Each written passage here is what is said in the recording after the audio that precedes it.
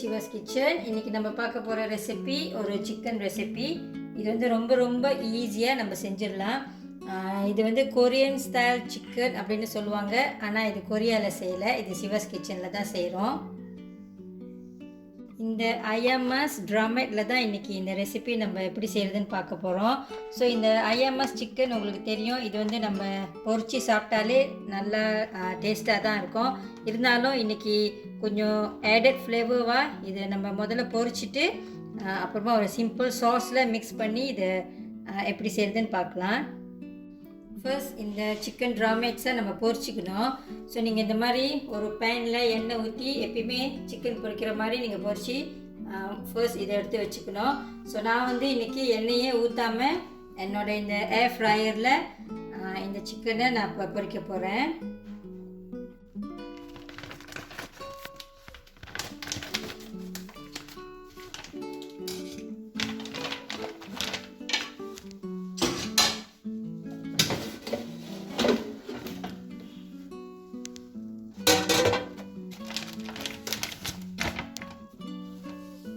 சிக்கன்லாம் இப்போ இதில் அரேஞ்ச் பண்ணிக்கணும்.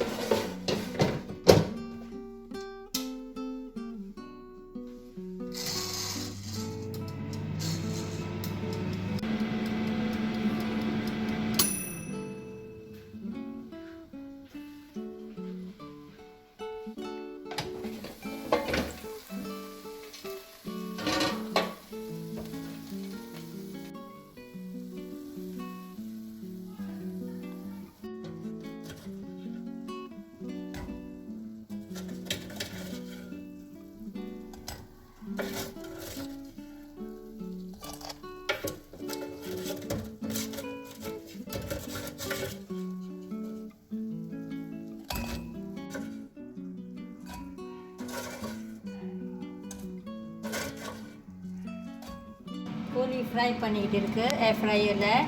இங்கே ஒரு பேனில் நான் கொஞ்சம் பிளாக் பெப்பர், இது பெருஞ்சீரகம், சோம்பு, கொஞ்சம் மல்லி எடுத்துருக்கேன். இது கொஞ்சம் வறுத்துட்டு இடிக்கல்லில் போட்டு நல்லா இடித்து வச்சுக்கலாம். கோழிலாம் பொரிச்சாச்சு. அடுத்து இங்கே ஒரு பேன் சூடாகிக்கிட்டு இருக்குது, அதில் கொஞ்சம்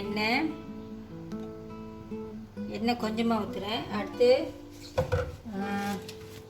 கொஞ்சம் பட்டரும் எடுத்துருக்கேன் நான், அதையும் போட்டுக்கலாம்.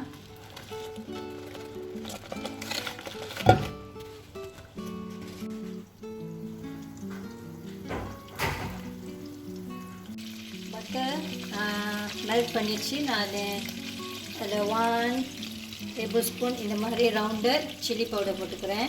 ஆக்சுவலி நான் வந்து இப்போ ஒரு பேக்கெட் ஐஎம்எஸ் கோழி நான் பொரிச்சு வச்சுருக்கேன். அதில் கோழி கூட தான் இருக்குது.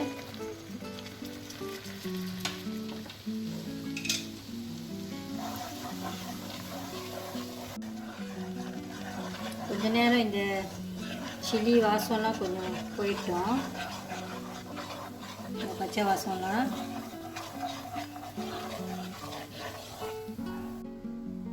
உப்பு கொஞ்சமாக தான் போடுறேன், கோழியில் உப்பு கரெக்டாக தான் இருக்கும். இது இந்த சாஸ் கொண்டி தான் இந்த உப்பு.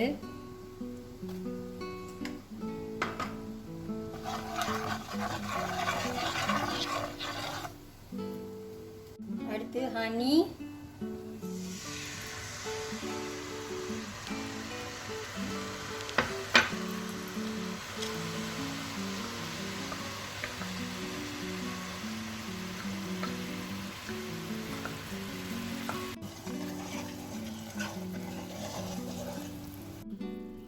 அடுத்து இதில் கொஞ்சம் வினிகர் எடுத்துருக்கேன், ஒயிட் வினிகர்.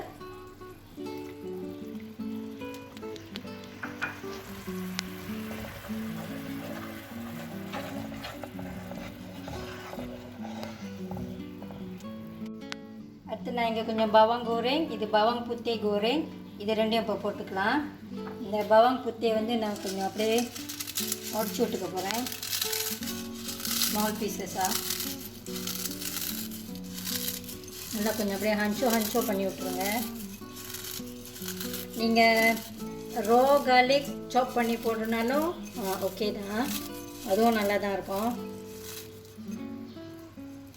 பவாங் கோரேங் இது கொஞ்சம் இந்தியன் ஃப்ளேவராக இருக்கட்டும் அப்படின்ட்டு நான் இந்த ஸ்பைசஸ்லாம் இடித்து வச்சுருக்கேன். இப்போ அதையும் போட்டுக்கலாம்.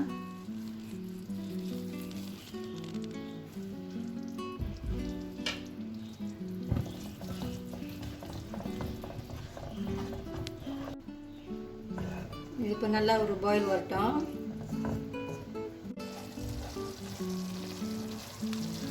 இது நீங்கள் ஒரு வாட்டி இப்போ டேஸ்ட் பண்ணி பார்த்துக்குங்க. சால்ட்டினஸ், அந்த ஸ்வீட்னஸ், அந்த வினிகர் எல்லாம் சரியாக இருக்கானே. நல்லா பாயில் பண்ணிடுச்சு. இப்போ அந்த சிக்கனு அதில் போட்டுக்கலாம்.